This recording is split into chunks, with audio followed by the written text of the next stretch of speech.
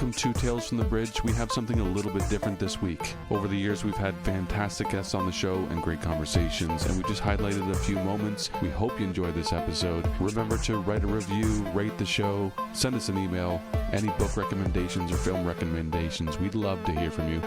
All right, let's make our way over to the bridge.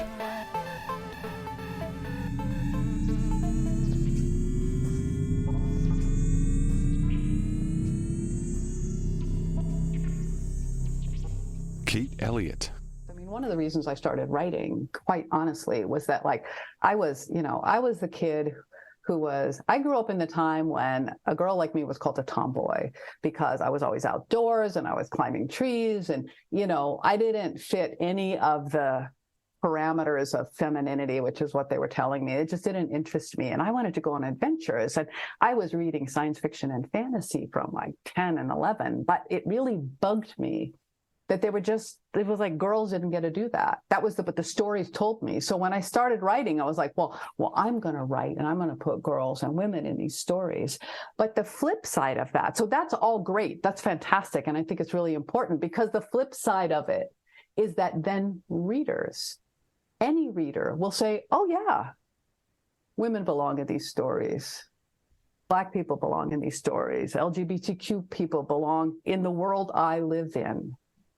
As opposed to thinking that the world is this narrow place and those people are, it's that thing where they say, well, back in the Middle Ages, women were all pregnant, illiterate peasant women who never went farther than 5 miles from their little slovenly hut, right? Someone actually said that to me, only they're wrong. So we as writers, or as whatever kind of creators, but we as writers have a chance to say, this is what the world's really like. All these people are there. It's just the stories left them out. So that to me is the flip side of that, is that it's a better view. It's a more realistic view of the world. And a way to convey truth through fiction too, yeah. Right? It's kind of marvelous. Well, I mean, a lot of people's expectations about the Middle Ages, right, come from Hollywood films, which really, or these weird ideas about the Middle Ages, which have nothing to do, often filtered through Disneyland and the Victorian era, right? And they have nothing to do with the Middle Ages. My sister's a medievalist, so, it's just, fiction can do so much. It can do harm, but it can also expand people's horizons. Robert Silverberg. You went on to author with Isaac Asimov, starting with Nightfall in the 1990s. How did that come about? Well, that's actually a sad story. Isaac was ill. Isaac, though he didn't know it, had contracted AIDS through a blood transfusion, and he was very gradually dying. At the same time, his publisher, who had made a best-selling writer out of him, I mean, really best-selling, not just science fiction kind of best-selling, but New York Times best-selling. The publisher was pushing him to write more novels, and he couldn't do it. He's sick.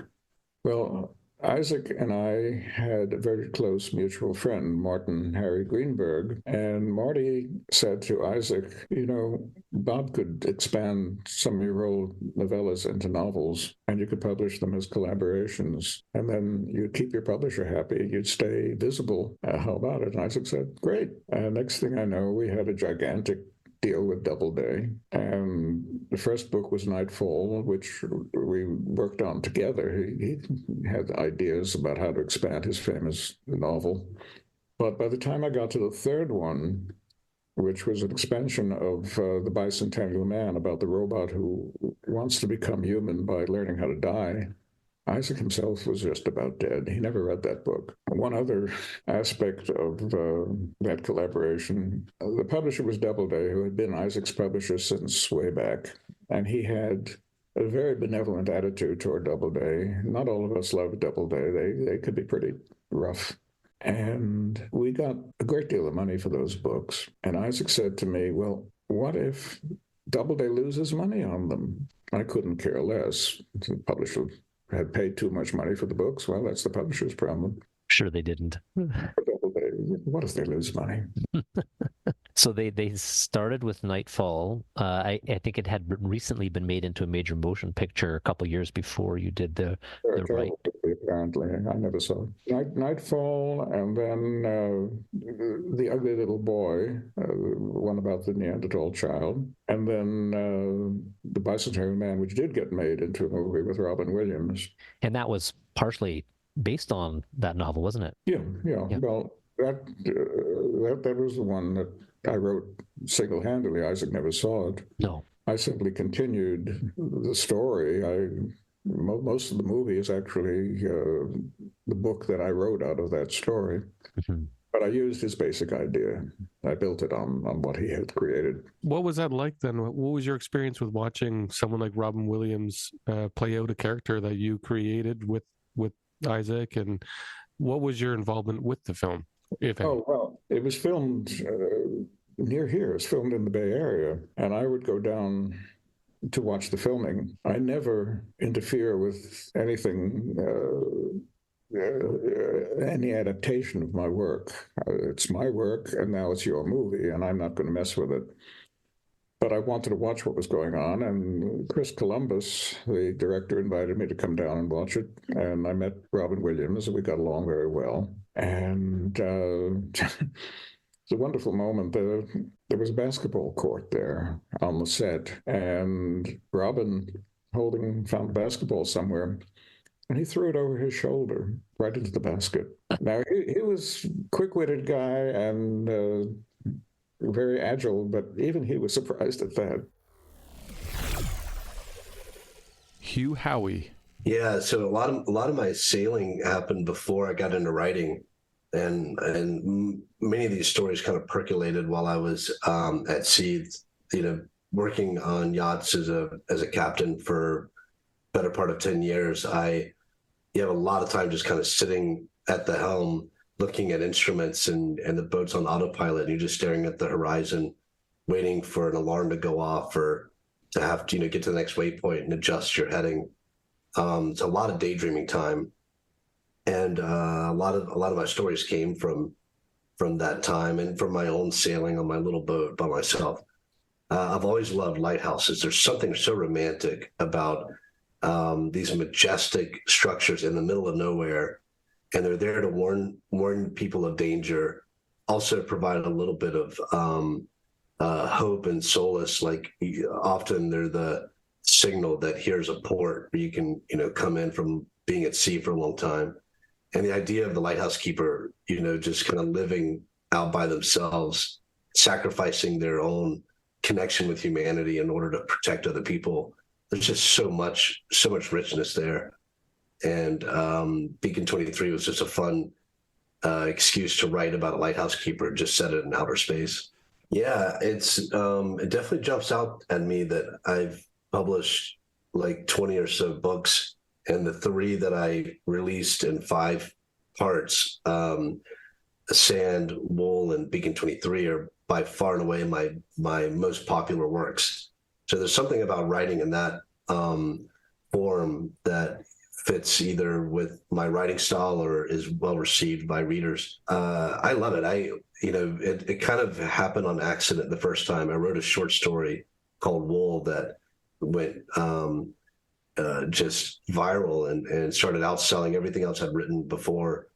And everyone was asking for more in that world. So I wrote it, I was like, well, this is what people enjoyed. It was a 99-cent short story.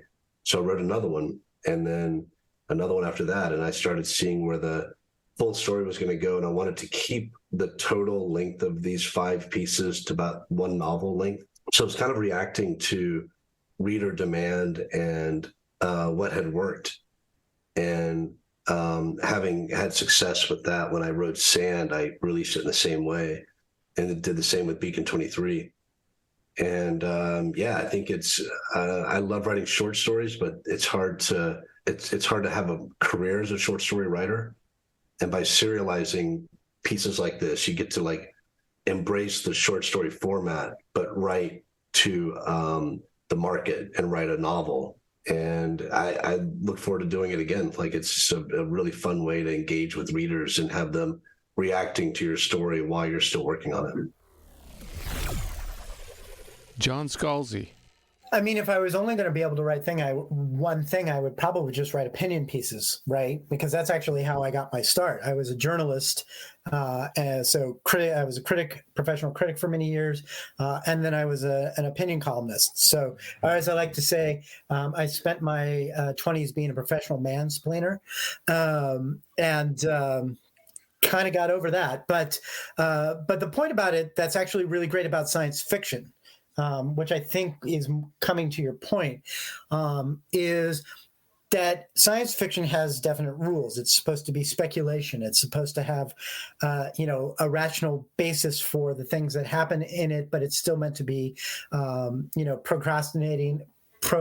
prognosticating and moving beyond what we already know into things that are plausible beyond that. But within that context, you can literally write almost anything.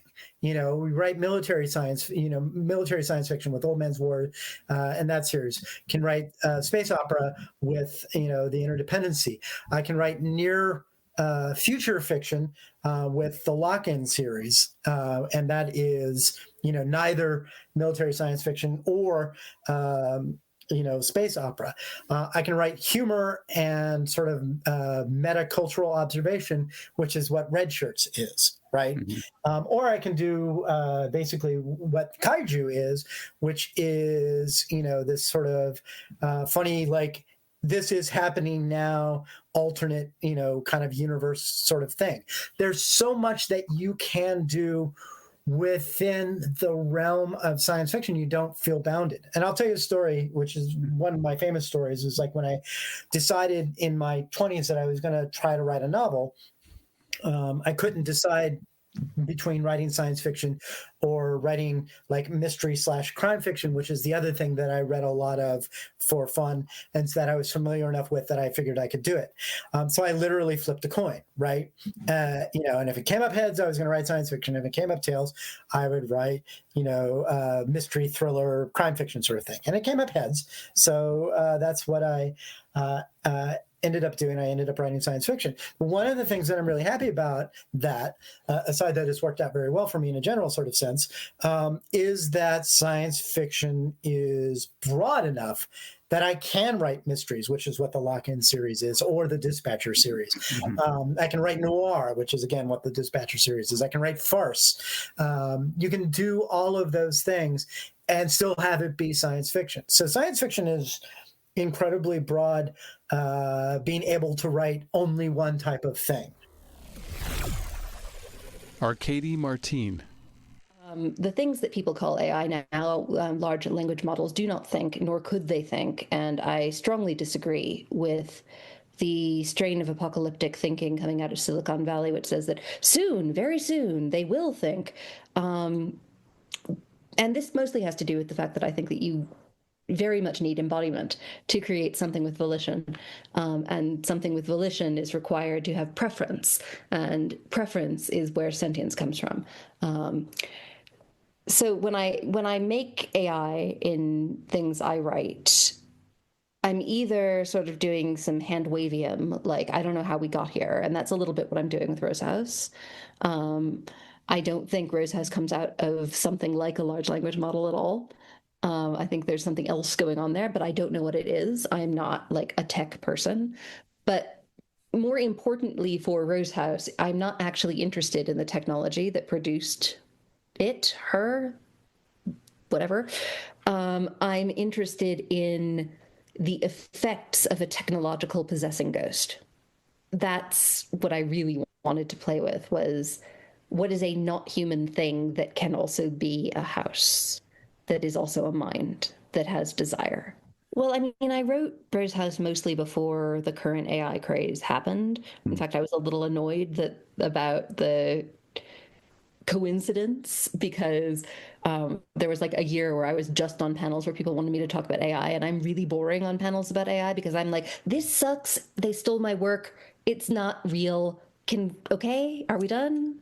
So I'm dull in that way. But I am desperately, desperately interested in otherwise minds, whether they are created out of silicon or out of flesh or out of some other material. When I write AI, I'm really writing aliens in a lot of ways, and when I write aliens, I'm really writing dead people. So it's all kind of one thing. Otherwise, minds, things that are sentient and maybe people, but not human. Kim Stanley Robinson. Because you guys are science fiction readers, this is an interesting thought. Charles Stross, a very good science fiction writer who does a ton of research, he made a calculation: how many humans does it take to run modern civilization? And he came up with a number of 100 million people. And I was thinking, whoa. And one time in a pub, he ran me through the rough outline of his calculation of why it was such a big number. But there was only 2,000 people in the Aurora's spaceship, inside ship. And so you have nobody that understands quantum mechanics. The smartest person on board doesn't understand quantum mechanics, and the ship is being run by a quantum computer. It goes on and on like that. And between us in this pub, Charlie Stross just devastated the idea that a multi-generational starship could ever have enough people. You would have to send a world that was high functioning and had 100 million people and could go through interstellar space, is that the right word? Galactic space, the space between the stars successfully. It just doesn't add up. And so there was that moment where Jeff Ryman was saying we should have mundane science fiction. And this was a joke, because in the science fiction community, you called people who weren't in science fiction the mundanes. So mundane, worldly, it's not necessarily a bad thing, but it was a pun, right? You were making fun of the mundanes. But then if you talk about mundane science fiction, there's two meanings to it that make it a joke. One, it's worldly. It makes sense to physics in the world. It's almost like what hard science fiction always claimed to be, mundane science fiction really would be. But then also it would be mundane. It would be boring. You'd be back to ordinary fiction where great spectacular things don't happen. So it was a kind of a double-edged sword that I think actually chopped mundane science fiction right off, at the very starting gate, because it was more of a joke than a plan. But I do think there's a value to writing a kind of fiction that says, what can we really do? So although luckily I never got tagged with that label, I've been tagged with every label. First, there was literary science fiction, terrible, terrible label. It means nobody's going to like you. And then there was hard science fiction. Well, but hard science fiction is so hard in its political attitudes. That's why it's hard. It doesn't like poor people. Soft science fiction, even worse. Anthropological science fiction, feminist science fiction, which is a great title, but sales are poor. Eventually, what you want is to get rid of all those adjectives. Say, yeah, I write science fiction, and of course, mundane science fiction. That was meant to be bad, I think. So science fiction itself is already a limitation in the general world, but one that I've been proud to kind of beat people with, because science fiction is such a powerful visionary literature. It's more exciting, it's more interesting than literary fiction by a good long margin, and even more realistic to the world that we live in, which is a science fiction world, as I've been saying. So I'm proud to write science fiction, but I don't like any of these adjectives that get applied to it. Andy Weir. Yeah, so fortunately we got the screenplay. Drew Goddard, the same guy who wrote the screenplay adaptation for The Martian, he wrote the screenplay for Project Hail Mary. And that all happened before the writer's strike. So we've had the screenplay this whole time. And now it's a bunch of like stuff that's not exciting in the movie making process, like, budgeting, scheduling, like, okay, we need a studio, we need studio time. Where are we going to shoot it? Probably England, probably London. Arranging the studio space. Ryan Gosling has his calendar clear for the estimated time when we'll be shooting, and so on. And then staffing up the higher seats in the production, like, we need to find a casting director, we need a line producer, we need a director of photography, we need all those things. We can't cast the film itself right now because of the Screen Actors Guild strike. So you can't read for parts or do anything. If you're in the Screen Actors Guild right now, you can't even basically talk about being in films with. So we're kind of hampered by that, but hopefully that'll resolve. And it shouldn't have too bad an effect on us because it wasn't time to start casting yet anyway. By the time we will be casting, that strike better be over, or if it isn't, then all of Hollywood will have been on fire for a while. Yeah, right on. Yeah. And you're involved, eh? Like how is the author involved? Like in your experience, how's that been? Well, on The Martian, my only job was to cash the check. Oh, I had no say in anything. I had no authority over any part of the production, nothing at all. But on Project Hail Mary, so this time around, I was like, on The Martian, I got a decent amount of money for, it was a one-time payment. They bought the film rights from me. It was like, six figures, right? And then the movie went on to make like $700 million. And I'm like, boy, I wish I had a percentage of that. Right. So this time around, I told my agent, I said like, hey, tell the studios who are interested in Project Hail Mary, because it was selling really well. People really liked it. So I'm like, tell anybody who wants the film rights to Project Hail Mary that I want a percentage of front end gross, because you always get back end points, but those are always bullshit. They don't turn into anything. They always end up being zero. So I'm like, I want front end gross. I want a percentage of the gross, or box office receipts or whatever. And so my agent said, sure, let's ask. And then most of the studios came in with good offers, but they said like, we don't do like front end profit sharing with writers. You do that, with the talent, with the stars, with the directors, and with the producers, but you don't do it for like writers. And so most of them came in with decent offers, but said, sorry, we don't do that for writers.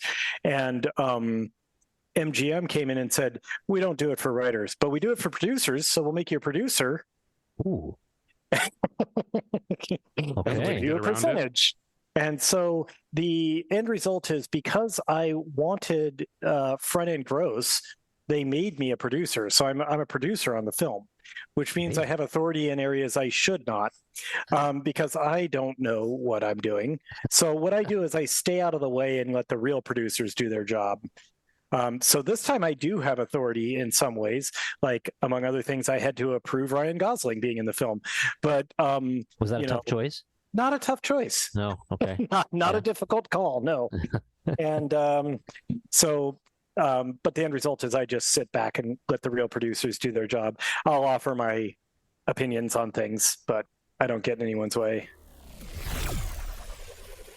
Martha Wells. Escapism, especially when I was growing up, escapism was like, oh no, you're escaping. It was escapism. And I don't know why. And just the fact that I think we're acknowledging a lot more, maybe especially after the pandemic started, that entertainment can be a really necessary thing, to just something that can just take you out of your situation. It can be very necessary for your mental health to just escape into the other world, whether it's a TV show or a book or an audio book or whatever, just something that gets you away from your own reality for a little bit. And we have to laugh too. And you've got comedy. You've done a fantastic job at really developing humor in those books, and that's such an important aspect to the escapism we're talking about here. I think that's kind of the worse things get, the more bitter my sense of humor gets. And I think that in some ways that's reassuring to people, is the fact that it's just things get so bad it's funny. that I don't know, it's just that that's kind of a thing you see. It's like it's in reality. So yeah, I think that the humor is just part of how I've always written. So you talk about putting your own some of the own symptoms that you see in yourself into that character, and I think a lot of us also see parts of ourselves in that character as well. And I think one of the really interesting parts of it is that you empower that character. This is a super powerful sec unit, and yet this character has all of these concerns that a lot of us also have, but they are super empowered. So this is almost like an introvert empowerment book. and not only that, but the sec unit started out as a slave, and they were able to, without giving too much away, hack a governor module and get to the point of where they are empowered. And I think that story is very compelling. Yeah, I think that is too. I think that's a large part of it, and that a lot of bad things happen to Murderbot, but it's not overcome by them. It can handle what happens to it, even if it doesn't always think it can. And that's just, I think, sometimes you just need to read that people coping with bad situations. I think that's something that helps too. And the theme fairly consistently that Murderbot can do a lot on its own. It really needs other characters as well. Yeah. Is there a different, or do you have to limit yourself when you're writing Murderbot, like an AI character versus a human character? Like, do you sort of have to build in boundaries for yourself there? Kind of. One thing is remembering that most of Murderbot's best interactions are with other machine characters, either with other bots or with art or with other systems. And it does interact quite a bit with humans. But like when I was writing Fugitive Telemetry, that kind of, it's out of place. It actually takes place between Exit Strategy and Network Effect. And the reason was because, again, I was trying to go for something, a book that takes place after Network Effect, like System Collapse. But for some reason, I just was having trouble starting it. And so I just started a murder mystery with Murderbot, and then realized, oh yeah, this does fit into the timeline, because there's that scene in Network Effect where it talks about an assassination attempt on Dr. Mensah. And I realized that it's working very well with the station security there. And that story kind of how it met them and how they actually started working together needed to be told. So that was Fugitive Telemetry. And as I was working on it, I was kind of trying to do it like a more classic murder mystery of questioning the suspects, and then realized this was something that Murderbot would be absolutely terrible at, and would probably try anything rather than actually have to do. And so it would be a lot better at things like looking for ways to get data that it could use to solve the mystery, data from the transports that were in dock and that kind of thing. And once I realized that, and that took me back on the path of the mystery. So yeah, I have to kind of remember, it is hard to write because you have to kind of remember not to think like a human. You have to think like a machine. And what the ways that Murderbot gathers information is basically by looking for data that you can put into a database and then run queries on, which is completely different from the way a human goes about gathering information, which is by usually talking to other people, looking for these kind of clues and things like that, and then putting all that together. Neil Blomkamp. It's interesting because there was a whole bunch of topics that I've been increasingly more interested in over the last few years that seem to just suddenly all be condensed into one book, like some sort of balsamic reduction. And it was a very strange experience, actually. So I'm working on a video game project right now with Richard Morgan. And we were just talking about science fiction in general. And he said, have you checked out Blindside? And I hadn't. And he was like, you need to go and like get off this call and go and read Blindside. So I did. And, from pretty much the very first, the first scene pretty much where he explains how his parents had his, half of his brain scooped out. I was like, okay, this is quite fascinating. And then just goes down the rabbit hole with more and more topics that I have just been, really fascinated with in the last couple of years. And I loved it. I loved every single piece about it. But I think the thing that I was probably most interested in would be either just the concept of these vampires that Peter came up with, or the kind of larger idea of consciousness being some sort of maladaptive, era, or the idea that over time, with a brain sort of expanding, eventually the idea of I or self sort of dissolves away until it's processing in a way that's sort of too great for those ideas to hold together. So yeah, I just absolutely loved it. And then I started reading Echopraxia after I started speaking to Peter, and that also just has a whole bunch of amazing stuff in it.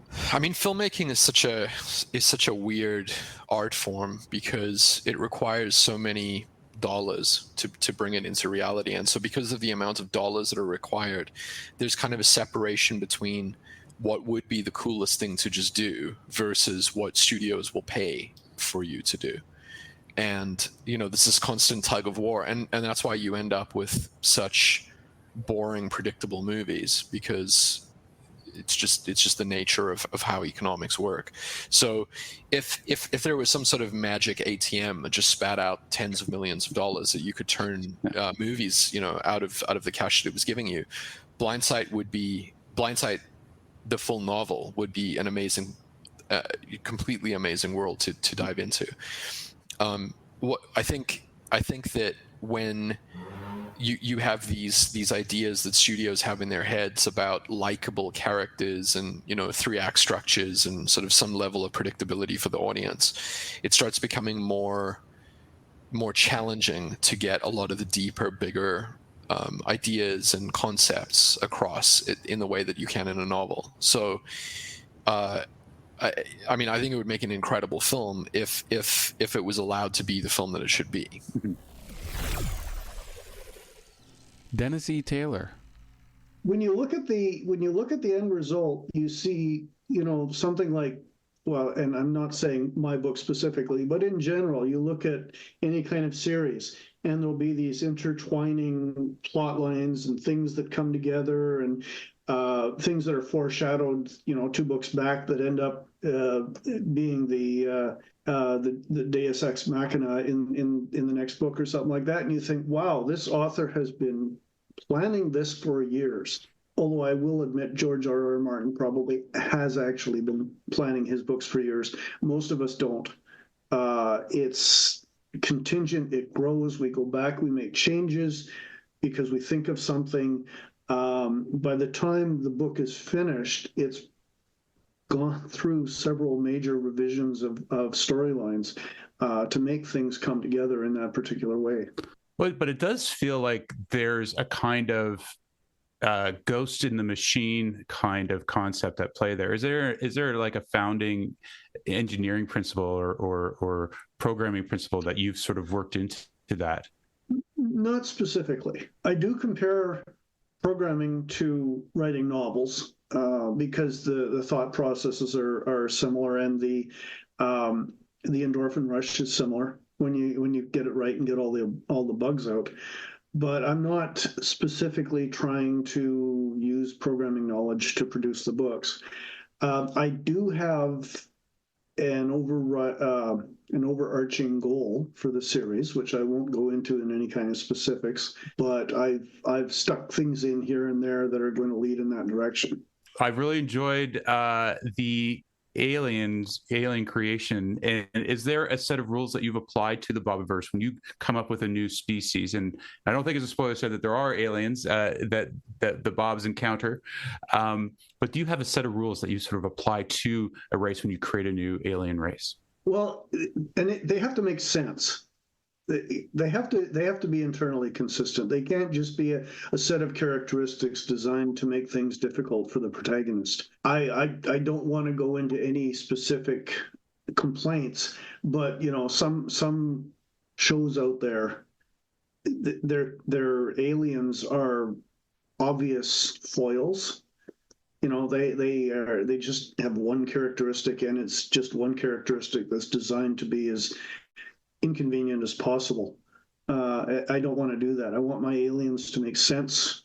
I want them to be rational beings. Now, the others were carnivorous, and I made that a sort of a species imperative, and that's reasonable. Our intelligence is grown on top of several 100 million years of non-intelligent evolution. So, we're just a thin skim of intelligence on top of an animal. Aliens would be the same way. If they started off as a trapdoor spider, they're still going to act like a trapdoor spider, but with machines. But most of them will be like the Pav and like the Quinlans. They're just trying to get by. Claire North. It is very hard to measure your self-worth as a writer. You can't necessarily measure it by reading your reviews, because for every 5-star review going, this was great, there's a 1-star review going, well, the packaging was damaged when it arrived and I don't like the font. And you feel those, even though you know it's nonsense, you feel the 1-star reviews. And so you can't really peg your self-worth to that. You can't necessarily peg your self-worth to money, because even if you're doing quite well, 15 Shades of Grey is doing better. And as established, you could win every award out there, but a viral TikTok will still be more successful. So you can't do it reviews, you can't do it by money, you can't really do it by such a thing as art, because what does that even mean? It's entirely subjective. And so in the absence of a meaningful way of judging your own self-worth, I think it's quite easy for writers to go mad and to spend their time poring over the keyboards going, but I must make perfection and my words and my edit and the process. But there's no such thing as perfection. There is no ideal book. You can't guarantee a bestseller. Your publisher doesn't know what's going to be the next bestseller.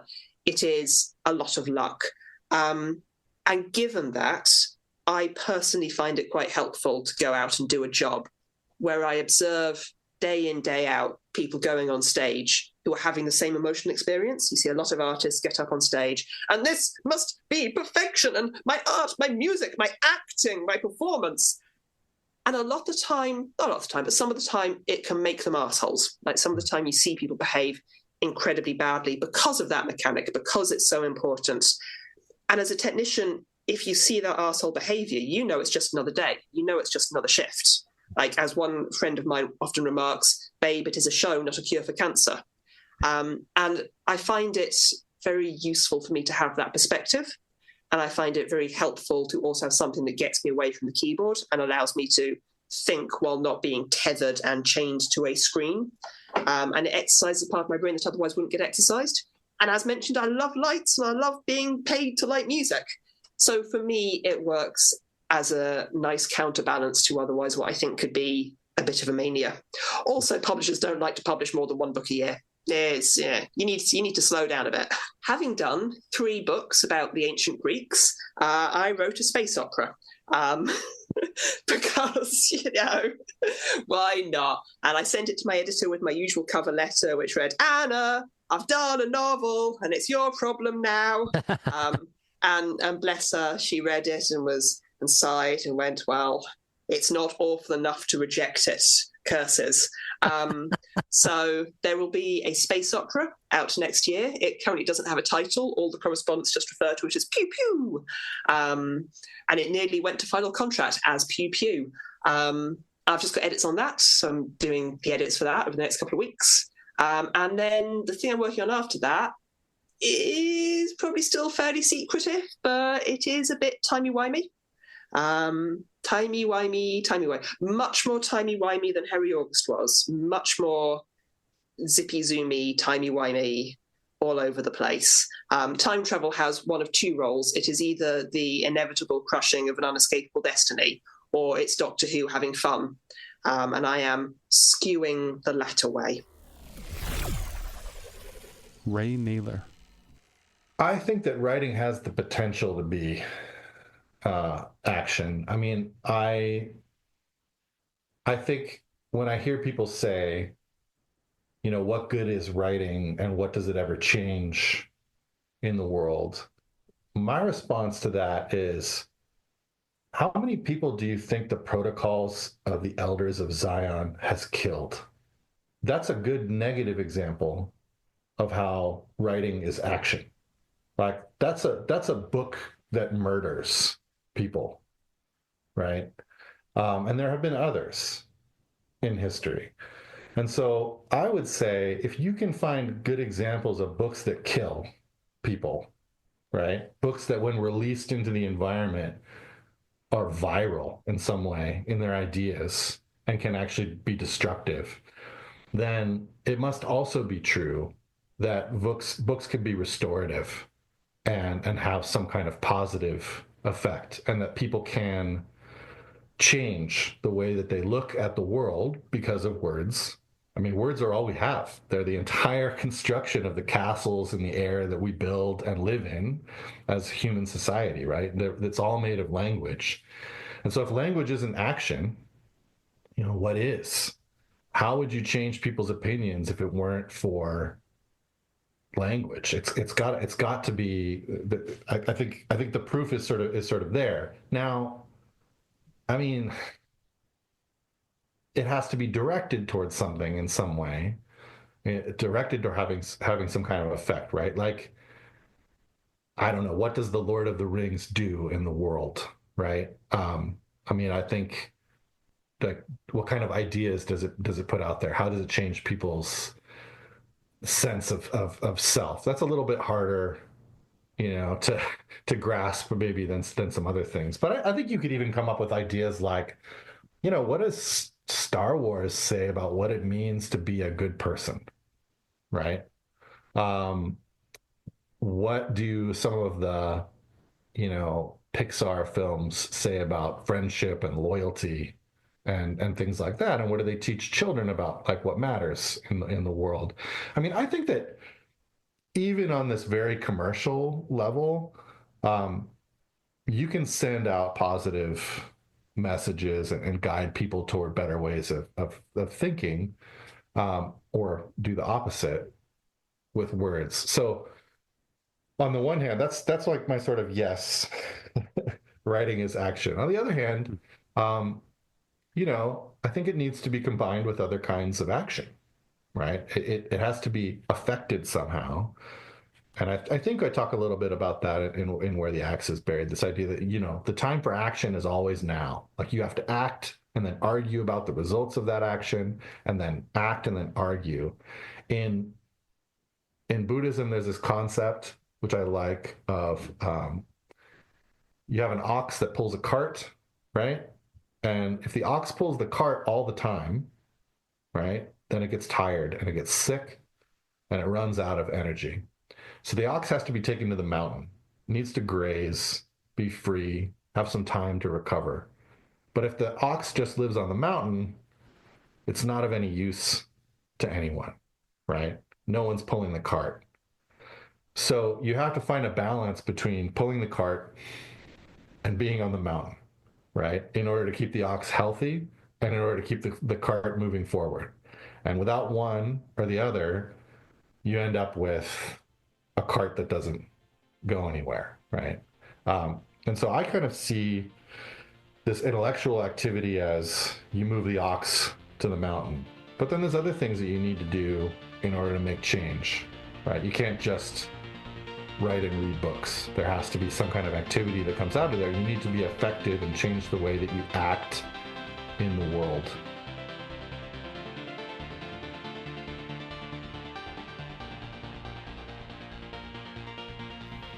That was neat to go back and listen to some of those interviews. That was great.